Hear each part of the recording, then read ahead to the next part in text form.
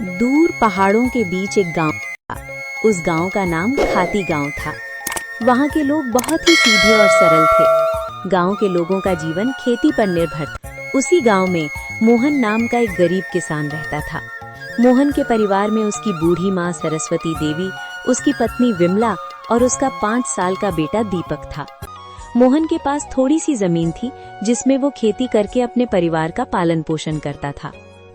उगता हुआ सूरज दुनिया के लिए रोशनी लाता है, पर मोहन के लिए ये सिर्फ एक और दिन की जद्दोजहद लेकर आता है।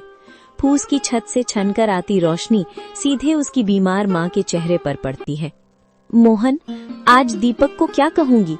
कल रात उसे बहलाकर सुला दिया था कि सुबह उठते ही गर्मा गर्म खाना मिलेगा। अब वो जागने वाला है, चूल्हा ठंडा पड़ा है और मेरी ममता लहूलुहान हो रही है। क्या हम इतने बदनसीब हैं कि अपने बच्चे को एक वक्त की रोटी भी नहीं दे सकते? भरी आंखों से। बिमला, तुम्हारी ये खामोश सिसकियां मेरे कलेजे को चीर देती हैं। मैं किसान हूँ, धरती का सीना चीरकर अनाज पैदा करना मेरा काम है, पर आज किस्मत ने मेरा ही सीना चाक कर दिया है। जमींदार के चक्कर काट काट कर पैर के जूते घिस गए, पर वो उधार देने को तैयार नहीं। पर हार नहीं मानूंगा, आज फिर जाऊंगा। शायद खुदा को मेरी मेहनत पर नहीं तो इस मासूम दीपक की भूख पर तरस आ जाए। सरस्वती देवी अंदर से खांसते हुए, बेटा मोहन, पास आ। देख, मेरा अंत समय करीब है, पर मुझे अपनी मौत का डर नहीं है। मुझे डर है कि कहीं मेरी गरीबी तेरे जमीर को न खा जाए। बेटा, भूख बहुत बड़ी चीज है, बड़े बड़ों का ईमान डिगा देती है। पर तू वादा कर, चाहे पेट पीठ से सट जाए पर कभी किसी का बुरा नहीं करेगा। भगवान की लाठी बेआवाज होती है पर चोट गहरी करती है। माँ, आपके संस्कार ही मेरी पूंजी है। मैं खाली हाथ लौट सकता हूँ, पर कलंकित हाथ लेकर इस घर में कदम नहीं रखूंगा। मोहन जमींदार के घर चला जाता है। नंगे पांव, फटी हुई कमीज और आंखों में उम्मीद की आखिरी चमक लिए मोहन जमींदार की हवेली के बाहर खड़ा है। सूरज की तपिश उतनी नहीं चुभ रही थी जितनी पेट की भूख और घर में बीमार माँ की कराह चुभ रही थी। जमींदार साहब एक आरामदायक कुर्सी पर बैठे हुक्का गुड़गुड़ा रहे थे, मानो मोहन का दुख उनके लिए कोई मनोरंजन हो। माई बाप, हुजूर, इस अभागे की विनती सुन लीजिए। मैं जानता हूँ कि पिछला लगान अभी पूरा नहीं चुका पाया हूँ, लेकिन मेरी मजबूरी की दीवार बहुत ऊंची हो गई है सरकार। घर में चूल्हा 3 दिन से ठंडा पड़ा है। मेरा 5 साल का बेटा दीपक, जो अब तक खेलता कूदता था, आज भूख हमारे निढाल होकर जमीन पर पड़ा है।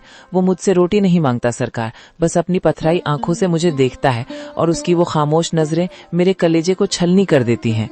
मोहन, ये हवेली जज्बातों से नहीं, हिसाब किताब से चलती है। तेरी माँ बीमार है, तेरा बेटा भूखा है, इसमें मेरा क्या कसूर? पिछली बार भी तूने यही रोना रोया था। ये धरती प्यासी है तो मैं क्या करूं? मुझे अपनी तिजोरी भरनी है, तेरी गरीबी का बोझ नहीं उठाना। हुजूर, आप तो गांव के अन्नदाता हैं।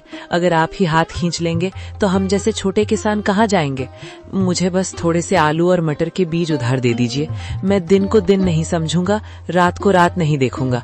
मैं अपने खून पसीने से उस बंजर जमीन को सींच दूंगा। मैं वादा करता हूँ सरकार, फसल कटते ही सबसे पहले आपका कर्ज चुकाऊंगा। मेरी माँ घुट घुट कर मर रही है, उसे दवा चाहिए। हुजूर, एक बाप होने के नाते मुझ पर तरस खाइए। क्या एक गरीब के बच्चे को जीने का हक नहीं है? हक की बातें मत कर मोहन, हक अमीरों की जागीर होती है। बीज चाहिए, बीज की कीमत लगती है। तेरे पास देने को क्या है? वो 2 बीघा जमीन जो पहले ही गिरवी है। जा, यहाँ से दफा हो जा। अपनी इन भीगी आंखों से मुझे पिघलाने की कोशिश मत कर। जब तक पिछला हिसाब बराबर नहीं होता, तुझे एक दाना भी उधार नहीं मिलेगा। हुजूर, आज आप मुझे यहाँ से खाली हाथ भेज रहे हैं, पर याद रखिएगा, गरीब की आह बहुत गहरी होती है। मैं अपनी मेहनत बेचने आया था, अपनी खुददारी नहीं। अगर खुदा ने चाहा तो मेरी मिट्टी भी सोना उगलेगी।